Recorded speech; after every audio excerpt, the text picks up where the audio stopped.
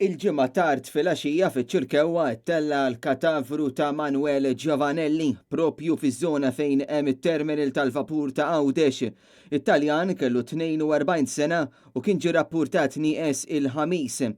Wara li ġie lokalizzat it-Taljan issejħu fil-post membri mill-Forzi Armati ta' Malta flimkien ma' uffiċjali tal-Pulizija li kkoordinaw il-ħidma anki bl-użu ta' petrol boat li ntużat biex il-katafru tal-vittma ittella mill-baħar.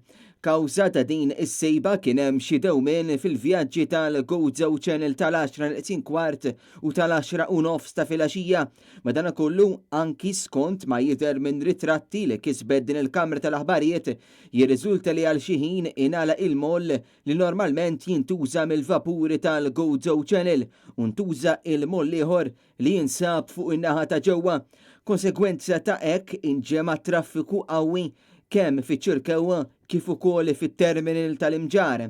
Oriġinarjament Giovanelli kien qiegħed jiġi mfittex fl-inħawi tal-irdumijiet ta' Ħaddingli billi hawnhekk instabet vettura li allegatament kienet qed tintuża mit-Taljan. Il-ħamis saru tfittxijiet b'helikopter tal-Forzi Armati ta' Malta kif ukoll mill-Pulizija tas-CBD.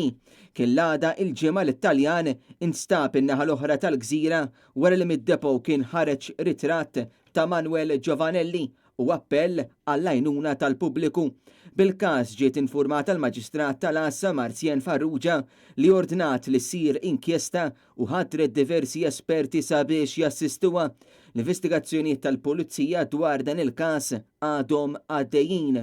Li kienet it-tielet traġedja f'temp ta' ġimgħa li segwiet dik ta' Mirjam Paċ li tilfet ħajjeta t-tnejn li għadda meta nqatlet f'dara stess fil-Ħamrun u l-Palestinjan li l-ħamis bil-lejl tilef ħajtu wara li ntlaqat minn vettura fil-Marsa Ħamrun bypass fil-Marsa.